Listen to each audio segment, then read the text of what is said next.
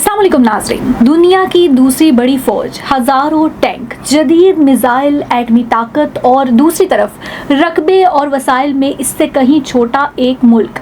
दुनिया ने सोचा था कि ये जंग चंद हफ्तों में ही ख़त्म हो जाएगी, लेकिन साल गुजर गए, रूस आगे क्यों ना बढ़ सका। आखिर यूक्रेन ने ऐसा क्या किया जो जदीद जंग की तारीफ ही बदल गई। आज हम इस जंग के वो पहलू जानेंगे जिन पर आम तौर पर कम बात होती है। मेरे साथ आज मौजूद हैं सीनियर तहकीकाती सहाफ़ी ज़ेड मलिक साहब।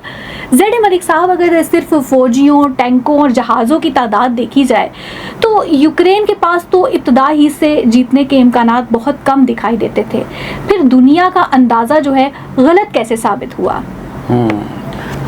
बहुत शुक्रिया किरण। ये जंग हमें एक बहुत बड़ा सबक देती है।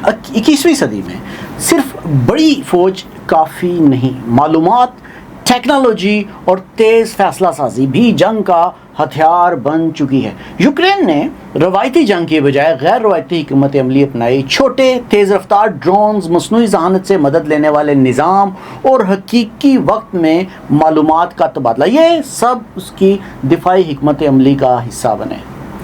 अच्छा ज़ेड मलिक साहब, क्या वाकई एक सस्ता ड्रोन करोड़ों डॉलर के टैंक को खतरे में डाल सकता है? बिल्कुल हाँ, ऐसा ही है, और यही इस जंग की सबसे बड़ी तब्दीलियों में से एक है। तजारती बुनियाद पर दस्तयाब कई ड्रोन्स को जंगी मकासद के लिए तब्दील किया गया, उनसे निगरानी भी हुई और बाज़ सूरतों में अहदाफ को निशाना भी बनाया गया। इसके नतीजे में दुनिया भर की फ़ौज ने अपनी हिकमत अमली पर दोबारा गौर शुरू किया।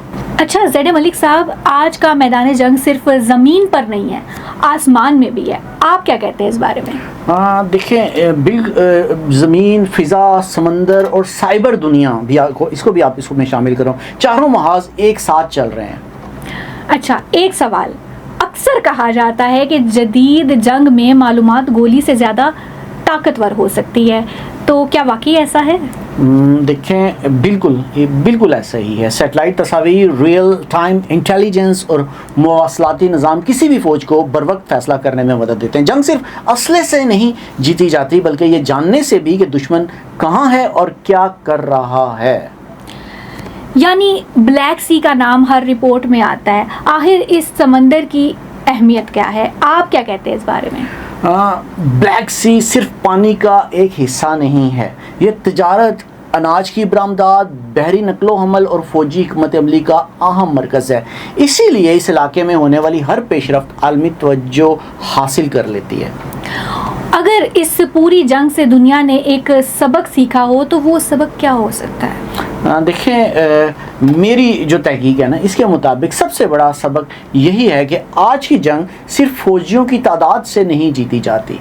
टेक्नोलॉजी, जिद्दत, कौमी अज़म, तेज़ फ़ैसले और मौसर राब्ता, ये सब मिलकर ताकत का नया मेयार बन चुके हैं। इसलिए दुनिया के कई ममालिक अपनी दिफाई हिकमत अमली में ड्रोन्स, इलेक्ट्रॉनिक वारफेयर और मसनूई ज़हानत पर ज़्यादा सरमायाकारी कर रहे हैं।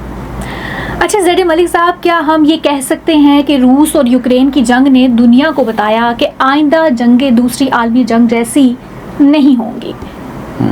बहुत अच्छा सवाल किया आपने, और बिल्कुल ये तनाज़ा मुस्तक़बिल की जंगों की एक झलक बन चुका है, जहाँ एक तरफ भारी असलहा मौजूद है, वहीं दूसरी तरफ सस्ते ड्रोन, डिजिटल राब्ते, मसनूई ज़हानत और इलेक्ट्रॉनिक निज़ाम भी फैसला कुन किरदार अदा कर रहे हैं। इसलिए दुनिया की फ़ौजें अब सिर्फ नए टैंक नहीं, नई टेक्नोलॉजी भी ख़रीद रही हैं।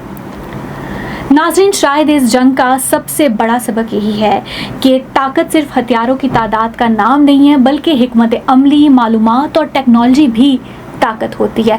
आज का सवाल नाज़रीन आपके लिए, क्या मुस्तकबिल की जंगों का फैसला टैंक करेंगे या मसनूई ज़हानत और ड्रोन? अपनी राय कमेंट बॉक्स में ज़रूर दीजिए।